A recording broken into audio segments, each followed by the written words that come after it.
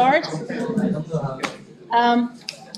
Just basically short wrap up of last week. Last week we started with task 1. I don't know about where you are in the groups. Is there any group who's already finished calculating the heat gains of the building? There's one group, and some people already started calculating the case. That's great. What we have here is just a short list of questions that were asked frequently last week, and we thought we should maybe clarify them for all of you. Question number 1 was, how can we calculate the internal gains of the people? That was something I think that was unclear. So what you had in your report was, on one hand, this table here and the graph of the occupancy profile, and I brought just one example of how to calculate the gains for the people. So what you do, for each type of room, for example, your offices, you calculate the share of the occupancy profile, like how much is it occupied at a certain hour. For example, here you can see between 7 and 8. The offices are occupied 20%. So you multiply this by the specific heat gain that you find at the table here. Okay, you do that for each room. And in the end, to calculate the gain of the whole building here, you just sum everything up and multiply it by the share for each typical type of room in the building. Okay? This is how you calculate the gains. Question 2. What are the 2 equations to calculate the Ks? I think this was something that everyone was a little bit confused about last time. Basically, we have 2 variables, the 2 Ks, right? The thermal and the sun. So we need 2 equations. This is again a screenshot from the report. This equation here describes the calculation of the hourly heat demand, right? It's a function of the Ks, of the internal temperature, the external temperature, and the heat gains of the people and the building that you calculated earlier. And this Q thermal is negative when the building needs to be cooled and positive when it needs to be heated. Okay? And in our project, we do only consider heating, meaning that in the end, we're interested in the total heat demand. Yes? So I don't understand why the Q basic from electricity is not, there is not 0.8 front, because it's said document that it's considering 80% of the... Yeah, but that's already in that Q electric here. That Q electric is only 80% of the total, basically. So that's already calculated in. So anyway, meaning that what we gave you in the report is the annual heating demand, right? For each building, we have a number which is the annual heating demand, and that is defined as the sum over all hourly heating demand, okay? So basically what you do, you calculate the hourly heating demand. For example, here, this is just like a pattern for one day, some hours of heating. And here you see negative values, meaning here in those hours we have cooling. But then when you build the sum for the annual, you neglect these values. You just say they're 0, okay? And this is going to be your second equation, this annual sum. Okay? And following this would then be question 3, how do we implement the Newton-Raphson?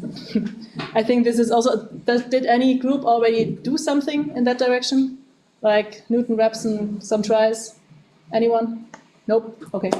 So basically what you do, first you assume either a K thermal or a K sum. And then you say you have one condition where you know that your heating demand is 0, which is at the cutoff temperature. We write in the report that for the cutoff temperature, we don't heat the building anymore, okay? So you know Q thermal is 0 when the external temperature equals the cutoff temperature. You take this condition to then calculate the other K, okay? Then you have 2 Ks. And for those 2 Ks, you can easily calculate the hourly heating demand of the building for all time steps that you have using,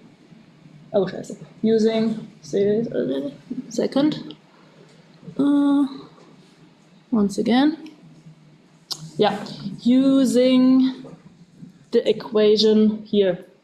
Because then you have the 2 Ks, you have all the temperatures, you can just calculate this here. And then what you're going to do, you calculate this Q for each hour and you build the sum, as we discussed earlier. And then you compare the result of this annual heating demand to the heating demand that is given in the project, right? And if it matches, it's good. That means that the Ks are good that you assumed. And if it doesn't match, you need to assume new Ks. And for this new assumption, you need basically the Newton-Raphson. So you use the Newton-Raphson to iterate over the assumption of k. Okay? So then you define a new k as the old k minus the derivative divided by the function, like basically the Newton-Raphson definition that you can find in the report. Okay? And then you do this iteration loop until you're satisfied with the result. Like you can define a tolerance where you say, okay, the error between the annual Q that you calculate and the Q that's given needs to be smaller than something. And once that condition is reached, you can stop and you have the case. Okay? So this, I hope this makes it a little bit clearer. Yes? So suppose I calculate, assume a value for KTH, and I calculate the K-sum from the yearly demand equation. But that's not accounting for like any of the time periods where the heat demand is negative, right? No, basically, you calculate the other K. Say you assume the K thermal. And then you calculate the other K assuming Q is 0. Right. Hourly Q, I mean the hourly Q, which is this one here, the Q dot thermal. This one here is 0. But I mean, it's only 0 if your external temperature equals the cutoff temperature, basically. You know? Then you can assume this. And then everything is known and you can calculate the other K sum. But then, when you go back into looking at the year, of course, Q is not 0 for all the hours. It's only 0 for the hours where the cutoff temperature is the external temperature. Yes, I just meant, so for any two given values of KTH and K-sum, you might have some values in this hourly heating demand which are negative. Exactly. And those should be set to 0. Yes. But I cannot do that like while trying to find K-sum using No. given KTH. You assume 2 Ks. You have 2 Ks. Yeah. You calculate Q thermal for each hour with those 2 Ks. The Ks don't change. In the end, you build this sum, this here, yeah? Right. Where you take out all the negatives and replace them with a 0. And then you have the annual Q. You compare it to the Q of the building that is given. And if it matches, it's fine. And if not, then you have to come up with 2 new Ks and do this whole thing again. Okay? Perfect. Any other questions? I mean, we can also, as last week, just discuss while you're sitting in the groups. One organizational thing. Did everyone check that they are assigned in a group in the Moodle? Or are there people who are still not? Okay, perfect. So you're the only who hasn't. Okay.